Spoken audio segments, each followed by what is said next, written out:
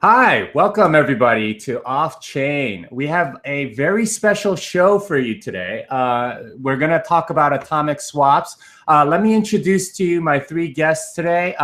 First is the creator of Litecoin, Mr. Charlie Lee. Let's see, did I do something? Show and broadcast. Okay, there you go. Charlie, welcome to Off Chain. Hey, Jimmy, thanks for having me. Yeah, we also have the developer lead of Decred, Dave Collins. He's also the author of BTCD. Dave, welcome to Off Chain. Hi, Jimmy. Thanks for having me. Glad to be here. Finally, we have Jake. He is the project lead of Decred. Welcome, Jake. Is he not? He's not present. Show and broadcast. Oh, there you go. All right. Hi there. Pleasure to see you, and it's great to be on your show. Yeah, it's great to have all of you. You guys made quite the splash on Twitter and on the blogosphere and everything by doing this atomic swap. So let's start with this question, Charlie. Can you explain to us what a cross-chain atomic swap is? Hey, Jimmy, one thing. Right now, the video is always showing my screen. Oh, it is? Yeah, I think you might have it locked to my screen. Okay, here. How about now? Am I coming in when I talk? Not that I could tell. Okay, all right. So I have enabled cameraman, so I can switch between people.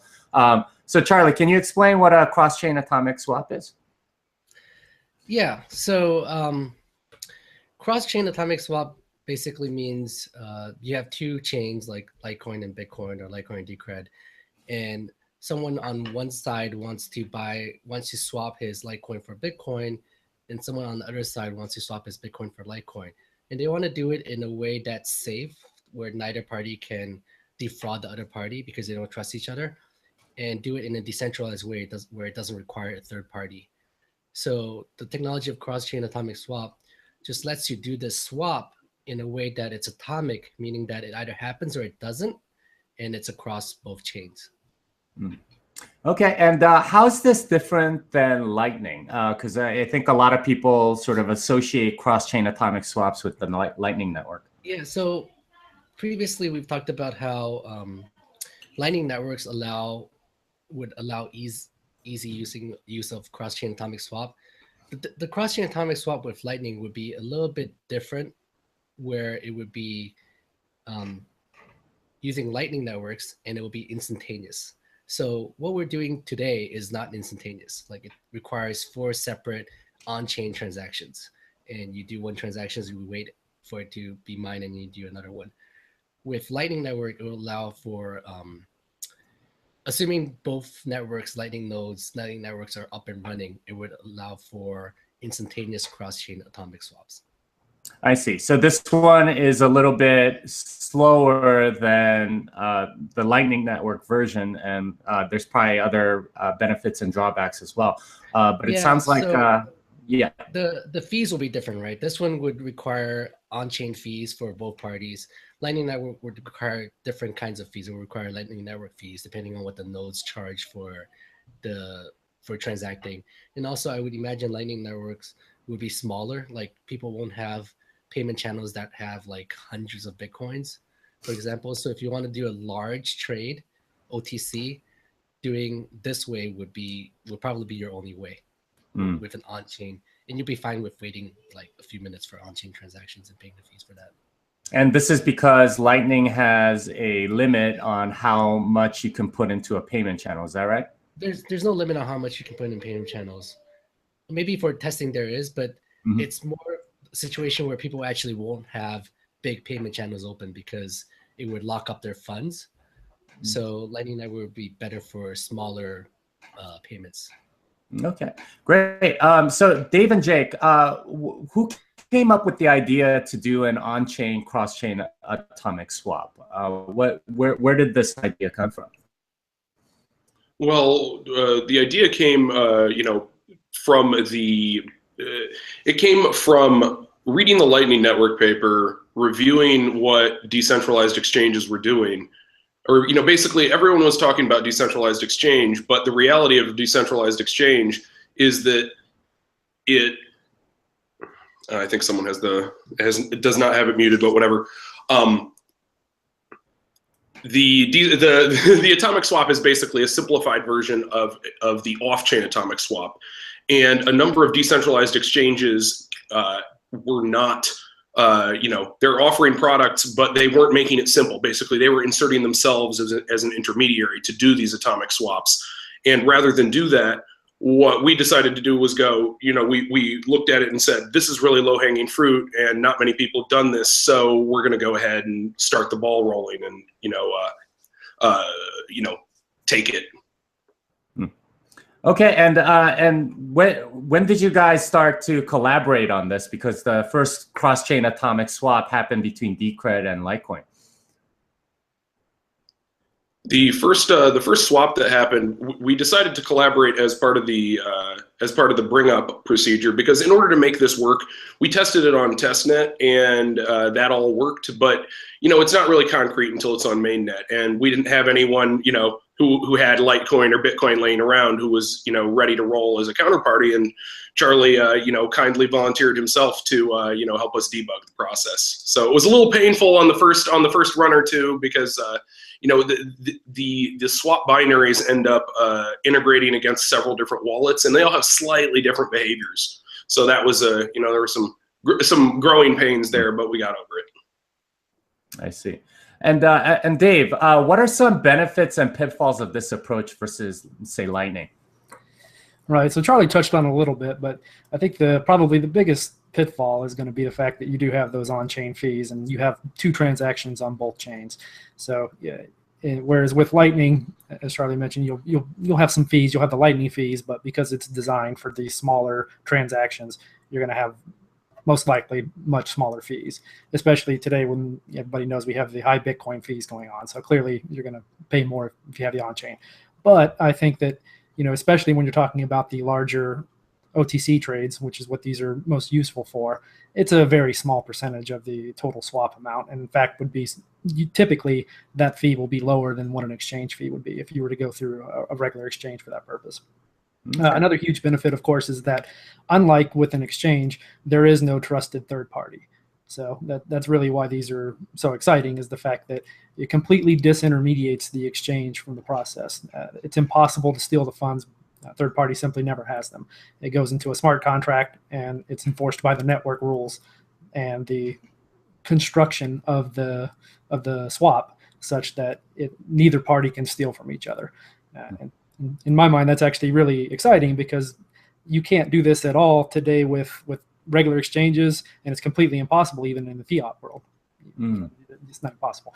As far as the downsides, or another somewhat of a downside, is the fact that there is a shared secret involved. So unlike with an exchange, where you typically can't correlate two parties that did a swap or that actually exchanged the currencies, you can here. There is a bit of a correlation, because of that shared piece of information between the two chains. You can link up the fact that these two transactions were the transactions that were involved in the swap. Yeah, go ahead, Charlie. I can't imagine people actually looking at tons of different blockchains to try to find your counterparty, right? Right. Yeah, I mean, it's not a huge issue, but it is certainly, if you're extremely privacy focused, it is one of the potential downsides there, is that is over a regular exchange. So the big thing is that you keep custody until the moment of the trade, and you get it back. And that is sort of like the killer feature. You don't need to trust an exchange in order to do the swap. Is that right? Correct. Yes. Wow. All right. So you guys obviously have done Decred and Litecoin. I believe it's possible with Bitcoin. What other coins are sort of available to be cross-chain atomic swapped with? Charlie, Dave? Sure. Yeah, I'll go. So right now, the only tools that we have available are for Bitcoin, Litecoin, and Decred. And the way that this works is that if you have the tool for one chain, because we have the tool, these three tools, you can make any combination of those. right? So it's not like you have to add. Right now, I believe there's a couple other folks that have reached out and they want to participate as well. So whenever somebody comes along and adds their currency, adds a tool for their currency, then you automatically are now going to be able to do any combination of the other ones that are there. So like right now we have the 3, you can do any combination. If somebody comes along and adds a 4th and a 5th, get the ability to cross-chain swap with any of the other coins that are available. Now oh, go ahead. Yeah, yesterday I did a cross-chain atomic swap with Vertcoin's developer, because he added the ability for Vertcoin to do cross-chain atomic swapping, and it was pretty simple. We just did it. Right. Any other coins sort of in the works, guys, like that that our viewers might want to know about besides, I guess it's Bitcoin, Litecoin, Decred, Vertcoin, any others that are in the works right now? I believe Komodo has reached out. Oh, sorry, go ahead. Yeah, sorry. Do you want to go into detail about what is required for, because people were confused that it required SegWit or Lightning for this? Yeah, so sure. Charlie, could you tell us what is required in order to be able to support a cross-chain atomic swap? What does the coin need? Well, actually, I was asking Dave to do it. Oh, okay, Dave. Sure, I'll go. Okay, so the key ingredients that you need are some way to do conditional execution. I can explain probably how these things are constructed a little bit for this to make a bit more sense, but the idea is that you have 2 different conditional branches that can execute. On one side of it, it's the regular redemption, and then on the other side, it's the revocation.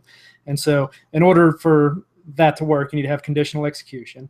You also need to have some ability to lock up one of those branches. Typically, this is either check lock time verify or check sequence verify, but it is some way to time lock that output. And this is kind of the key that makes it so that the original party can not steal the funds, but then they can revoke them after a certain amount of time. That's the second main ingredient. The third one is you have to have a shared hash function. There's a secret involved. I mentioned earlier, there's the shared secret. And in order to ensure that both parties on either side of the swap can prove that both transactions require that same secret to redeem, it takes the hash of that secret. And then those hashes have to be compared. That way you know that they are, in fact, requiring the same secret, but that requires the same hash function. So that's the third main one. I believe that's it. Those are really the key ingredients: conditional execution, locking the ability to lock an output until sometime in the future, and a shared hash function. Okay, and does something like Ethereum have these available, and would it be possible to do cross-chain atomic swaps with Ethereum? I believe that cross-chain atomic swaps can occur with ZeroCoin and Ethereum, but there is a caveat that wasn't mentioned, which is that due to a minor oversight on our part with Decred, we don't support the OP-SHA-256 opcode, and we ended up having to use the op RIPE-MD 160, or is it the op hash 160? I forget exactly what opcode it is because I'm not a developer, but we had to make sure that we had a hash algorithm that Litecoin and Bitcoin had. And so luckily there was actually a second one, which was the RIPE-MD 160, which we're currently using. However, in another couple months, we will have OP-SHA-256 available, which is one of the things we're voting on in Decred very soon. I see. So it sounds like, Vertcoin, can you do this with Monero? So currently, no, because of the way that Monero is structured, they don't have the same ability to the things that I just enumerated that you need. Monero doesn't have those capabilities. So it isn't impossible. There are ways to work around it. However, the current structure and the current way it's done will not work with Monero now. And Charlie, is it possible to do this with Dogecoin? Sure. Should be very simple. Okay, and they have all of these opcodes ready in their code base. Is that right? Yeah, actually, I'm not sure if Dogecoin activated check lock time verifier CSV. So that would be the one restriction. It's just a soft fork that they would need to do if they haven't activated that. Yeah. I see. Okay, and what do you guys think about sort of the new business models that this opens up? Like, how would exchanges change as a result of this change? Well, you can now build. Well, to be clear, this has been available for a year now, right? So it's just that no one bothered to spend the time that the Decred guys did to actually build out tools for it. Actually, there's a few other platforms, like I hear Komodo and what was the other one that is also doing atomic swaps. So what this allows is for like a decentralized exchange where not necessarily decentralized, right? If you like, decentralized exchange is possible, but it would be very inefficient, right? You would have to do off-chain like coordination of trade of like what price people agree on, and then do this, right? So you can have something like a centralized exchange, but where funds are not at risk, right? The exchange can actually, you can like imagine everyone creating like a payment channel to an exchange or something like that, where you would have funds that can be locked up and you can do atomic swaps, but then you always have control of your funds at all time. Okay, yeah, so you continue to keep custody, and that would change things. How would you pay the exchange, like a commission? Like how would that work with the system? Well, something to consider here with respect to decentralized exchanges is that to date, every decentralized exchange has been proposed as essentially its own blockchain or some variation thereupon. And from a monetization standpoint, that makes a lot of sense, right? You know, historically, centralized exchanges have been, you know, corporate outfits, and the exchange makes money by people churning volume on the exchange. You know, with the technology that, you know, that comes along with atomic swaps, you end up with a structure that doesn't necessarily need a you know, a third party in the middle, even a blockchain. And something else that's, you know, worth noting is that there are an enormous number of regulations surrounding exchange operation. That is, there's an Exchange Act, and so, you know, what you are and are not allowed to do goes well beyond just things like money transmission and the usual rules that you have to adhere to, you know, when you run one of these sort of fiat to blockchain or blockchain to blockchain exchange companies. So, you know, from a business model perspective, things will definitely change in the sense that, you know, what we're doing right here is an over-the-counter trade, but ultimately you need to do order book management and be able to match trades. So the process of matching is something that, you know, there's no infrastructure for yet, but the point I'm making is that while everyone else is going to approach this from the perspective of let's make a blockchain and make money from the fees and monetize the exchange process, that is not a requirement of the kind of system that we've, you know, started to build here. Mm-hmm. So what it sounds like you're saying is there's probably going to be different types of exchanges that can sort of not take custody ever of the funds of their users, and instead just do an order book type management, which in itself is pretty difficult, obviously. But it would sort of like take out that annoyance of sort of you know, having to deposit and withdraw and all the risks associated with that. So you guys have built this tool. What should users that are interested in doing some of these like OTC trades, what should they do? How do they do this? Well, so the first thing that we actually have a repo set up. Probably share it after the show, or it's basically it's on GitHub. It's /decred/atomic swaps. And there is a README there that has pretty thorough instructions. And essentially, what you do is you build the tools. You have the two participants that want to make the trade. You run through the tools. There's a few steps. I believe we're probably going to go through them later in the show. But essentially, you have one side initiate the contract. The other side audits the contract to make sure that they agree that the amounts that you've agreed upon, and that the timeout of the revocation is all accurate. And then if they agree, the other side then sends the funds. Then it kind of goes back and forth between the two parties this way. The other side sends the funds, and then the first person audits that contract and says, yep, I agree. Okay, this is the agreed amount. So, for example, I'll make this more concrete. Let's say that you and I, Jimmy, we're going to make a trade between Bitcoin and Decred. Well, then I might say, okay, well, I'll pay you, 1 Decred for 0.01 Bitcoin.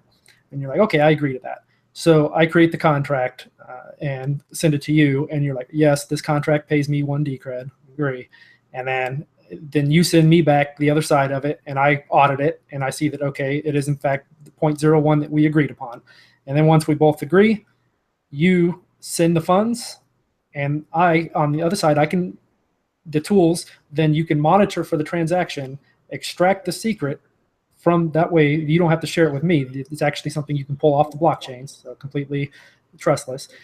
Then you can extract that secret, and using that secret, then I can redeem the Bitcoin.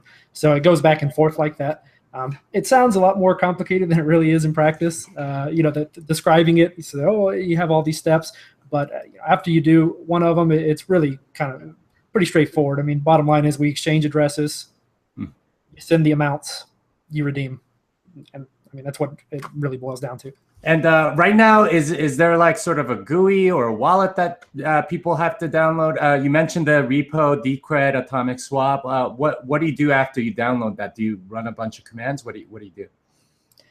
Right. So right now it is just command line. It is all command line tools. So it is obviously more challenging to use than a GUI will be. We do have plans to integrate it into our wallet that we have for Decred called Decrediton, and it will basically make the process a lot easier since it will be GUI. But yes, at the moment it is only text-based.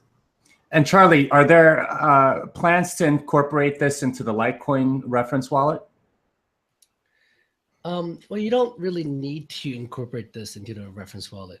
Like you can have a UI that does atomic swaps, and it can talk to the different wallets via RPC or some other way where it just controls.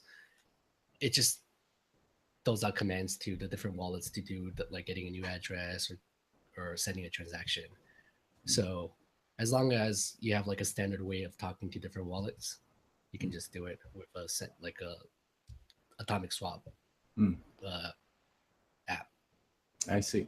And our viewers are sort of asking about the order book. How would you set something like that up so that everyone gets sort of like a fair price? Like what do you guys think will happen with exchanges so that they can expose some of this market information? In terms of exposing this information, I mean, just to give you a rough idea, right? The way it would work for an OTC trade from a procedural standpoint, Dave's explained the nuts and bolts of how the actual exchange process works. But you could have a channel called OTC in a chat of any sort, and then people can basically turn it into an open outcry pit, roughly speaking. If any of you are familiar with the old way things used to be traded. I'm in Chicago, and it's sort of like the land of the open outcry pit, and that's sort of going the way of the dinosaur. But if you're going to remove the exchange, what it does is it gets the order book out of the way. So, I mean, I think managing an order book could be something as simple as kind of a chatter protocol. There's a whole bunch of ways you could go with it, and I think that. From a safety standpoint, there's gonna be complexity to not involving an exchange, because normally the exchange acts as the escrow and goes, aha, Jimmy has X coins and Dave has Y coins, and I know that they're legit, so they can put these offers up and put these orders on the market. But that process becomes more complex when you don't have a middleman to act as escrow and basically verify the various counterparties. Right.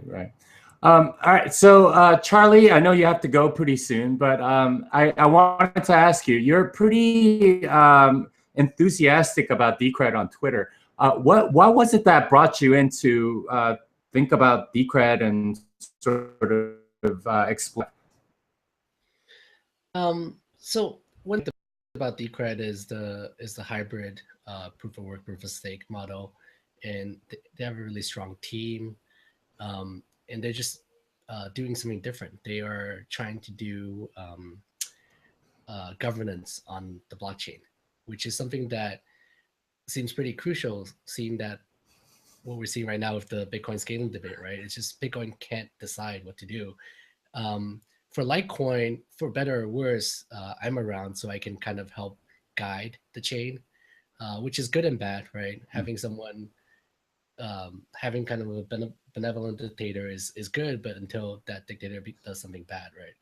So with Bitcoin, without Satoshi around, without a central figure, it's good, it's decentralized, but that also means it's inefficient, right? Decentralization is just inefficient and means that you just can't make decisions, and so things come to a stall. What Decred is trying to do is to put governance on the blockchain where people can actually stake their coins and vote on where Decred should head towards. I think Jake and Dave can probably speak more to this than I can. Jake, Dave, do you have anything to add about why Charlie with Decred? I mean, Charlie. I think Charlie sees some value from what we did is we took advantage of a model that not only was someone else had created, but that Charlie and the co-authors on his 2014 proof of activity paper had actually analyzed from a threat model perspective, and that analysis was extremely helpful from the perspective of looking at that analysis and giving me the confidence to go, you know what, this model can definitely work, as opposed to just being like, I'm going to the casino, roll the dice, and I feel like the thing, Charlie's perspective as a co-author of that paper definitely affected his ability to evaluate whether this was a good or a bad idea. So that probably played into why Charlie liked it. He was like, oh, I've looked at this and I know this works, so let's check it out. Putting words in your mouth there, sorry. All right, so I think, Charlie, do you want to show us a demo of how it all works?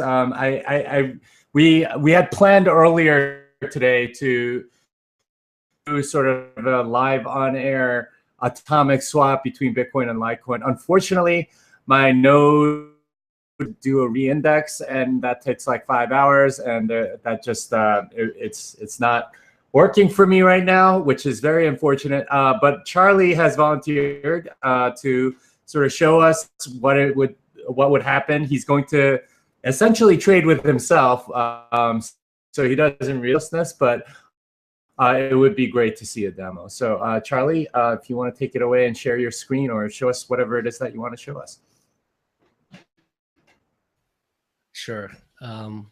Let's see. Let me try to share my... Yeah, you have to click that green thing on the left, I think. Yep, 1 second.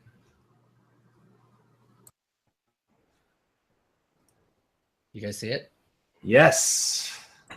Yep. Okay.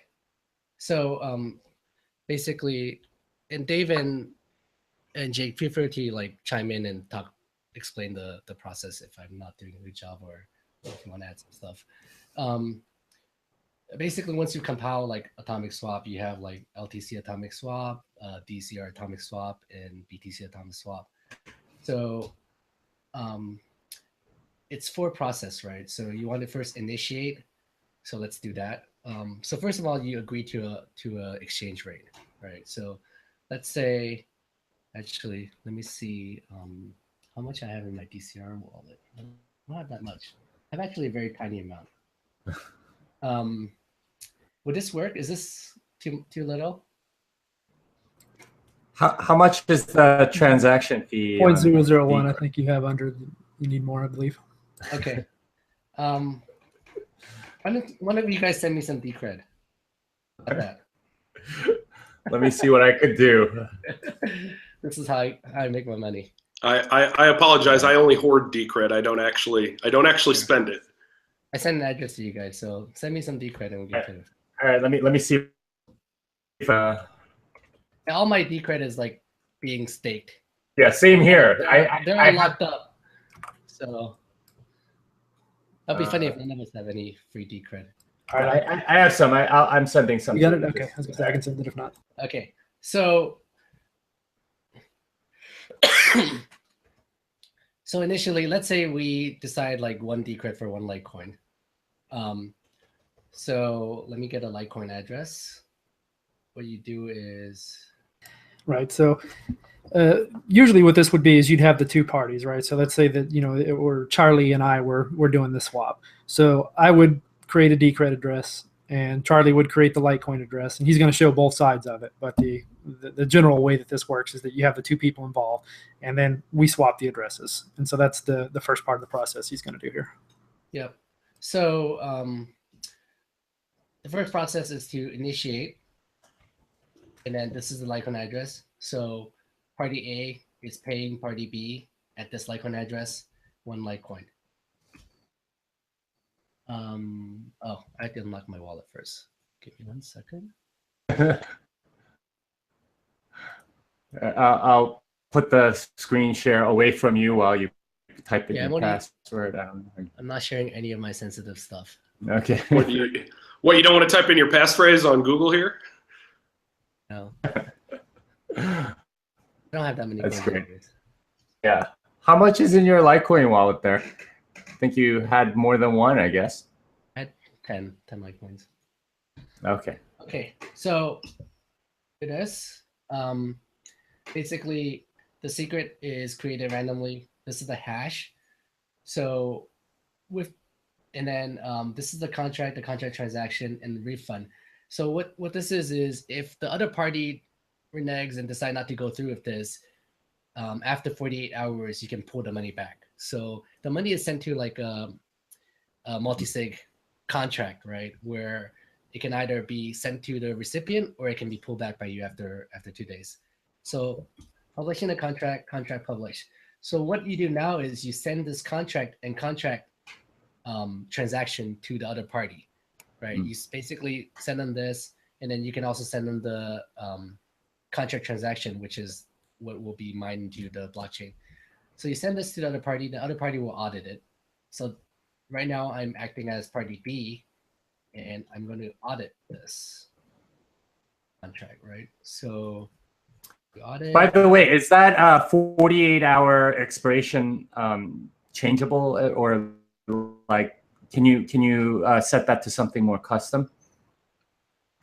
I don't believe there's an option for it, but it would certainly be possible to change. It's it's just one that it's just something hard coded to the code right now. Right. It's 48 hours for the first transaction, 24 hours for the second one, right? So audit contract. This is this party B. They would look at the contract. Right. So typically what would have happened there is, so if Charlie were creating the first side of it, for example, then I would get this and I would audit the contract. And what I would be looking at is that, okay. Dave, you muted yourself. You need to unmute. Excuse me. Right. So what we're seeing there, then we have the 1 Litecoin contract value. So that means that, he wants to trade 1 Litecoin, and the recipient address is there. That's the LH address. And so we can verify that are these the correct addresses and the correct amounts. That's what this step is doing. Yeah. So I ran the code auditing this contract. It shows that the contract address, the contract value, and the recipient address. So this is just the recipient. Party B will see that, okay, this contract is paying 1 Litecoin to party B's address. So that's good. And then this is the secret hash. So party B now knows the secret hash, but he doesn't know the secret. So without knowing the secret, he wouldn't be able to, we can explain this in a little bit. But right now he can create the second address, the second contract, which is to participate into it with it. So for that, he would need to do Decred because he's sending Decred to party A. So Decred, you participate. Oh, you should check your balance, Charlie. See if you got the one. Okay. Yeah. So I do have one. It's not spendable yet because it's not confirmed.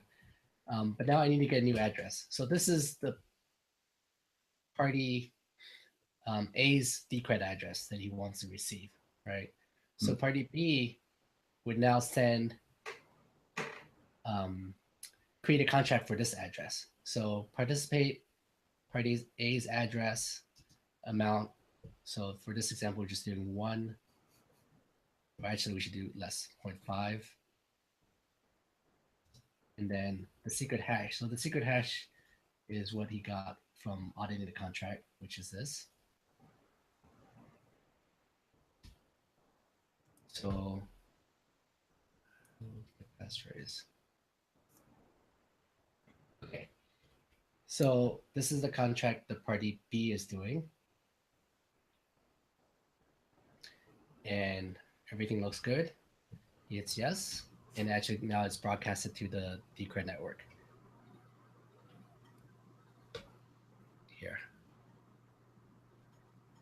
Can you guys confirm that it's on the Decred network?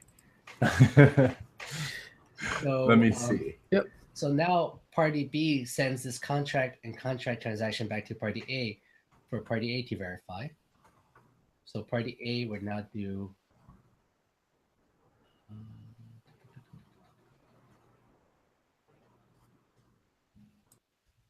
the contract. Contract and this contract transaction, and then it will see that yes, it is paying 0.5 DCR to the address we provided, which is the DSUAV address. Right, and So just to now- clarify once again, the idea here is that both parties at this point are just initiating the transactions, and before any funds are sent, because there's no order book process, right? These are the two parties that are looking at it and saying, yes, I agree. In this case, he made it 0.5. So you're saying that one party says, yes, I agree that I'm going to trade, 0.5 DCR for 1 Litecoin. And so that's why we're looking at the amounts, and the addresses are in fact the correct addresses. That's the intent of what's going on here. Yep. And since party A is the only one that knows the secret right now, he can redeem this party B's transaction and actually take the Decred now. And because the transaction is hash locked to the secret, right? So because he knows the secret, he can redeem it. And the idea is that after he redeems it, the secret is now public, and party B can also redeem his transaction and take his Litecoin. So now this is me acting as party A, redeeming the Decred now. So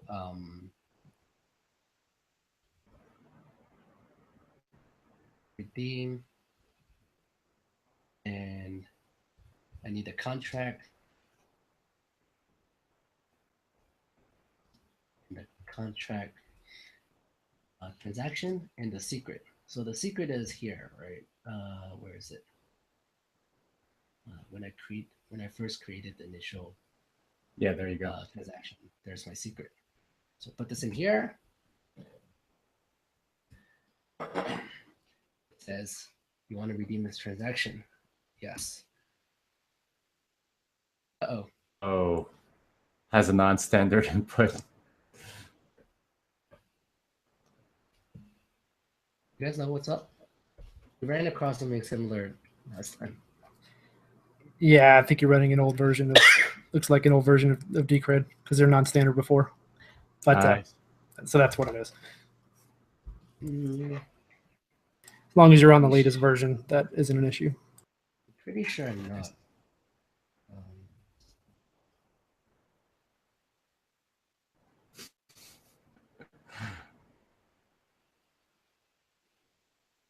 That's atomic swap, though. I think Dave's talking about the actual Decred binary. Correct. Oh, okay. Right, not the swap tool, the actual Decred binary, right? Yep, the Decred wallet binary, or which one? The daemon. DCRD.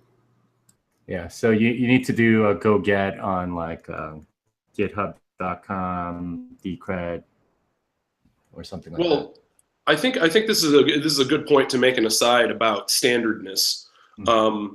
There is those of you familiar with the internals of Bitcoin and crypto, Bitcoin-like cryptocurrencies, is there's 2 layers at which sort of there's enforcement as to what kind of transactions are allowed on the network.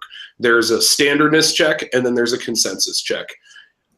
The the contracts that we end up using here with atomic swaps don't meet the standardness rules currently in Litecoin and Bitcoin. I believe what Dave was saying is that they've been added recently to Decred. Is that accurate? Yes, in the most recent version, that's correct. And what's like, what can substantially streamline this process? And I presume you saw during the initiate and participate steps, each side is authoring the contract that performs the swap. That step where you manually have to share that information can be what do I want to say here? That part could be automated away so that you just watch the blockchain for it if the standardness rules were changed for Bitcoin and Litecoin. I believe there's even a zero cash related BIP in place to make these on-chain swap transactions standard in Bitcoin. So in order to streamline this process, one of the steps that could really help would be to make these transactions standard. And I think Dave has something to add here. Oh no, I was just helping out Charlie. But right, so but as Jake was saying, that's kind of essentially what is going on here is just that he has an older version of the software, and so whenever you run the latest version of it, you don't run into this. All right, see if I can help him out. Well, I can. Oh, go ahead. The joy of doing things live, right? Yeah. Oh man, that's why it's hard to do like live coding demos and stuff, because it's and oftentimes you run into stuff and you're like, oh man, I forgot about that. And right. Yeah. It's not like the movies. Like, people always show in the movies people are hacking, right? Like, oh my God, this is happening, that's happening. And the reality is that somebody had to sit down for like 3 months to make something happen. And it's just not as dramatic as it is in the movies. It's like nothing happens in 3 minutes or even 5 minutes, or in a lot of cases an hour. It takes like weeks and months and years of work to get this stuff to work. I love how in the movies they have like just that one big progress bar on how quickly it's decrypting something, and it's just like and then it just sort of happens. Yeah, real software doesn't have giant progress bars that take up the entire screen. Yeah, I just got to wait 5 minutes for this process to complete. And it's like there's been a room full of 10 people working on this for 3 months, and they're going to look, it's a progress bar. Almost there. All right, almost there. There we go. Okay, yeah. Charlie is doing Glide. Oh, you're using Glide to do it. Nice. Okay. Just recompiling, getting DCRD. Yeah. Okay. Yay! Wait, resource. Oh yeah, you got to shut down the current one, I think. Yeah, I'm using Decredition, so it's a little bit messy. Let me. People are saying that they're lost. Just probably, it's probably gonna take you a bit to get it going there, but you can just show the rest of it without actually doing it, I think, right? No, 1 second. I can get this working. Well, I guess another thing to talk about is beyond the standardness checks. I mean, sort of the future of this is really to have it integrated into either a single binary that talks to multiple wallets, or have it integrated into individual wallets so that they can act as the endpoints of this exchange. Now, provided the standardness checks get added to all of the currencies that do the swaps, literally the complexity of this, the initiate, the participate, the audit, the redeem, all of these steps would be condensed into literally the wallet does everything except you just need to get the address from the counterparty. Mm-hmm. So that, that's really what we're looking forward to in terms of a user experience. The user experience of, copying lots of text around and waiting 5 or 10 minutes, over some Slack channel. That's what we're hoping to, fix in the longer run. So Jake, that brings up a really interesting thing. Is there sort of any staking for a cross-chain atomic swap? I imagine a lot of different communities would have to come together and come up with some sort of standard to do atomic swaps in a way that's sort of extensible, that every wallet can say that they support or something like that. Are there any sort of movements towards that direction? Well, there's work that Dave has been doing that brings us into line with what we expect to be the rough standard here. So basically, as Dave has explained, there's a contract. The contract has branches. There are these conditional branches. In order for the atomic swap to work properly, you need to have a shared hashing function in the transaction script on each one of these chains that you're swapping between. And we're adding the SHA-256 support because we view it as being most likely to be the new standard, so that we're trying to standardize that. And something that we hadn't mentioned before is that the contract that we're using and that other currencies are using for atomic swaps is based on a post from 2013 on Bitcoin Talk by Tier Nolan. And that contract, it's pretty compact, it's pretty slick, and it does the trick. So that's what people are working off of in terms of creating a standard. That with the with an op SHA-256.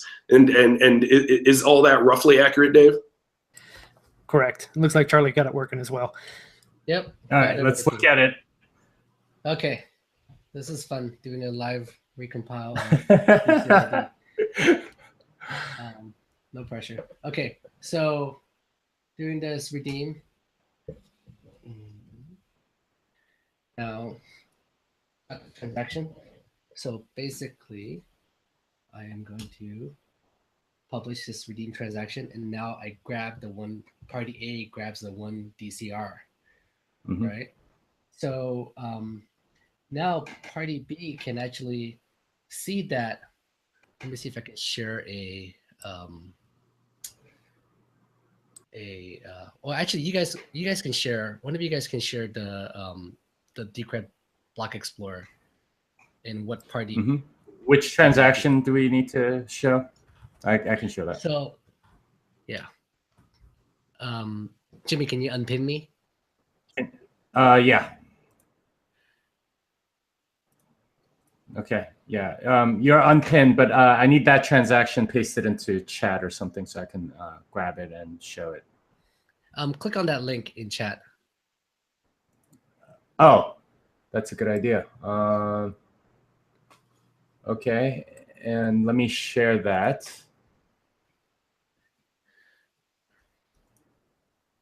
All right, so here is the actual transaction, and if we expand the details, we can see that the one DCR actually went through. It was spent, so now click on that to find the transaction that spent it. This is it, I think. And then I believe script pub key. Would this be the script sig here, or is it this one? No. No. So which one? So yeah. So this is the transaction that spent it. So you can actually see on the right hand side that the 0.5 DCR went over, and then the change is the second output there. Already 6 confirmations. So can we get Which one do you want, Charlie? Do we need the raw transaction for the redeem transaction, right? So the party B can actually get the extract the secret. Right. If you can paste the hash, I'll grab it.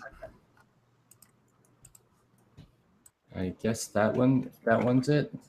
Okay.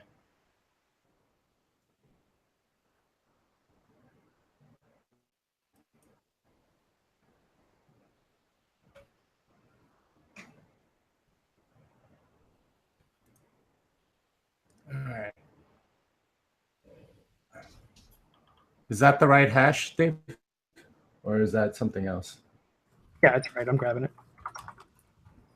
I'll actually paste the link there if you want to share it. Okay, so I'm pasting the link in chat there. The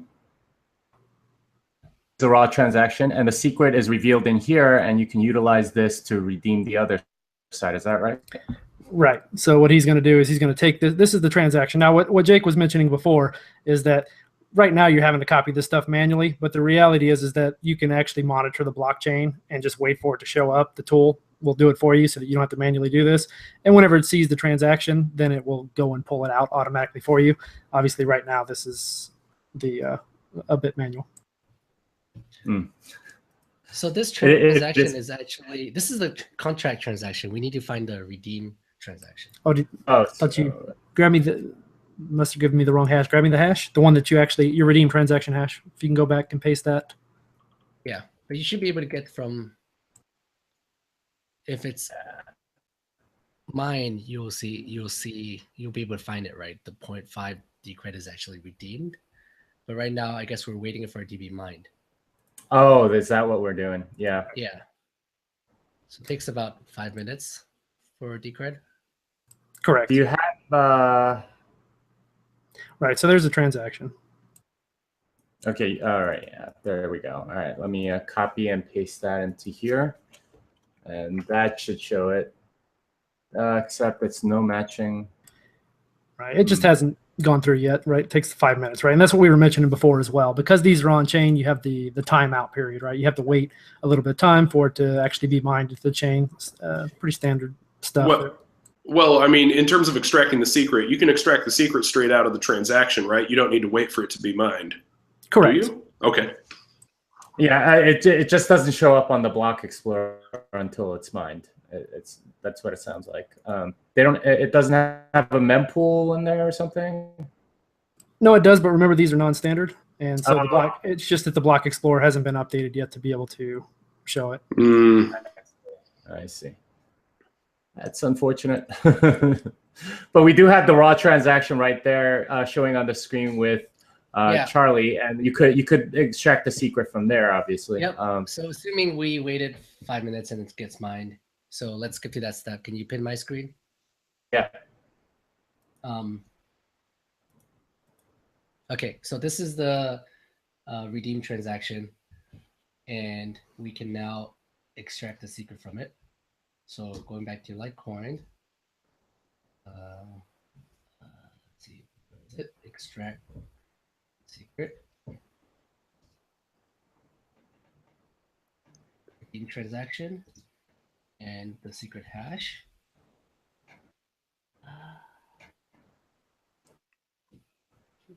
That secret looks wrong. The secret. Yeah. Yeah, you gotta. The secret's. The secret's that's the hash of the secret. The secret's higher up in the scroll back, I think. We want the secret hash. We're trying to extract. Yeah, you want the secret hash so it can be extracted. Oh. Right. I think that's the wrong raw transaction is what it is. It has to be, right? Because it's telling you it doesn't contain the redeem or the secret. So, right. It's not the redeem transaction?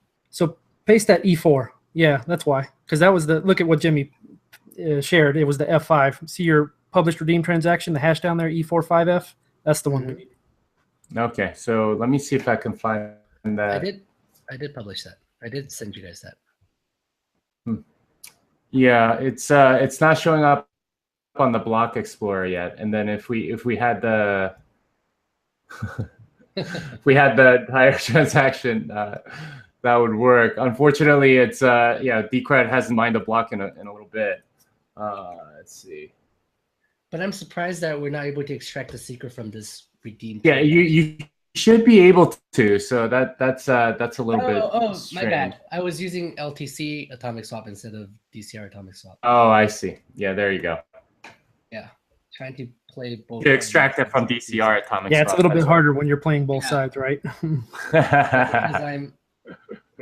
Because it's not on the Litecoin blockchain, obviously. It's on the Decred blockchain. You have to look at the Decred blockchain. Self-dealing, harder than you thought. Yep.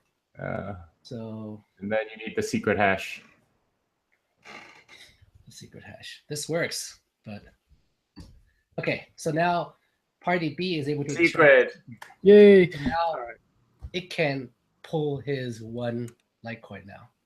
So now, right. So to be clear there, because it took us a while to get there, what happened there is typically the original party redeemed the funds on one side, and in the process of that redemption, they had to reveal the secret. And so what the command, the extract secret command that Charlie just ran is doing is it's looking at the transaction that was on the other side of the swap, and it's pulling or extracting that secret out. And now that it was able to extract that secret, the other party can use that secret now to redeem the other side of the swap. And that's really kind of the heart of the trick there, is that because that same secret is required to spend on both sides, that's why one party can't cheat the other. So now if you look at my screen, I'm redeeming the Litecoin part. Yeah, Litecoin. So one Litecoin is being redeemed. So I do yes, and now this redemption transaction is published on the Litecoin Block Explorer or blockchain. Okay. So basically, you traded half a Decred for one Litecoin. Is that right? Yep. Okay. Correct. Good deal. Wow, that's a really good deal. I wish I could get in on that. Jimmy, I pasted the insight link for Litecoin. Okay. I can share that. Yeah. So let's. Unpin the screen. Yeah. Charlie, it's great that you ran the ball on the live atomic swap. It's appreciated. Yep. Apologize to the viewers there for the delay, but hopefully you're able to follow it. I know it was a little bit challenging with the issues there, but just to kind of recap what happened there. One side sent the funds or created a contract with the initiate, and then sent that contract on the other side was audited. And that way it proves that the amount that was sent and the address, and it's going to the party A's address. Then once party B has audited it and proved it, party B participates. And what that does is creates the transaction to send the other side, for example, the Decred back to Charlie. And then you give that transaction back to party A.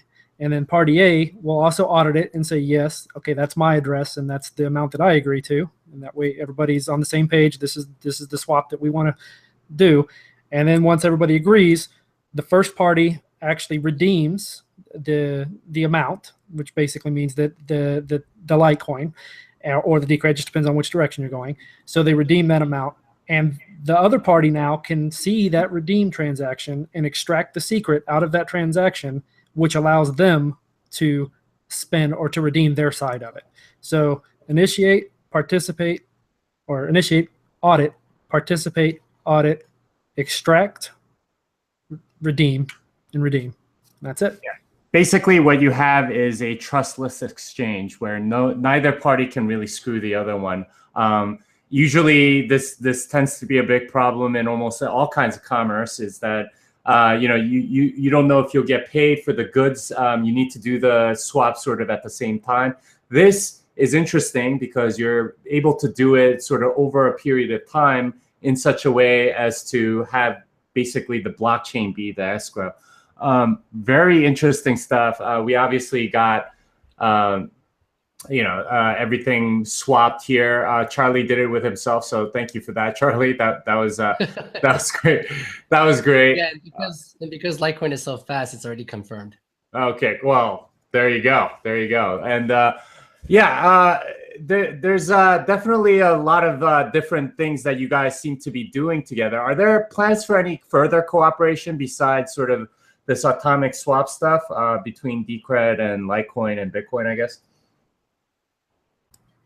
Yeah, I would expect, I'm not exactly 100% sure how far along they are in Lightning development, but I'm pretty sure we're fairly around the same level. That's kind of why we've been collaborating on this as well.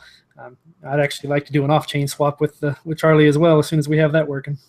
Very nice. So a Lightning Network cross-chain atomic swap is in the works between Litecoin and Decred. Is that right? It'll be a while because we have to wait for our vote to pass in order for Lightning Network to be active. But yes, that's on the agenda. Okay. And Charlie, before you go, what are some features you have planned on Litecoin going forward? For Litecoin, one thing I really want to add to Litecoin eventually is more fungibility, privacy, right? So something like confidential transactions or something similar. So that's something that I'm really excited about. It's one thing that's preventing Bitcoin and Litecoin from being like a perfect form of money, right? The fact that it's not fungible. So we'll see how that goes. There's a lot more research to be done. by Greg Maxwell and others to improve, cut down on the size of confidential transactions and make it better. And also, I think it will be more of a, it's less technical and more of a regulatory concern if we make Litecoin or Bitcoin more private, because that could sound bad for regulators where they can't track transactions. It's good for consumers, but we'll see how that goes, whether or not there's pushback on that. Okay, so one more question before you go. What is that painting behind you with the chicken? This painting is, so chicken has been like a meme for Litecoin for a while. Goes way back, and so this painting is a chicken on the moon, holding onto a Litecoin, and you can see Earth right there. So the small thing right here is a Litecoin. I don't know if you guys can see it. And so it just means, it signifies Litecoin getting to the moon. And who made it for you? What's the story behind the painting? Like, it was an artist who posted on Twitter saying that she's painting these paintings for crypto, and she was selling it. And I saw that this is such an awesome like representation of Litecoin going to the moon that I decided to get it. And yeah, so I'm gonna put it in the back and having a chicken look at me all day long. Okay, great. And Dave and Jake, what are some features you have planned on Decred? What are some things that you're planning to do in the near future? Very soon here, we're going to be releasing at least the back end, and then shortly thereafter the front end of our proposal system. And our proposal system is a sort of a generic time-ordered, via the blockchain file system.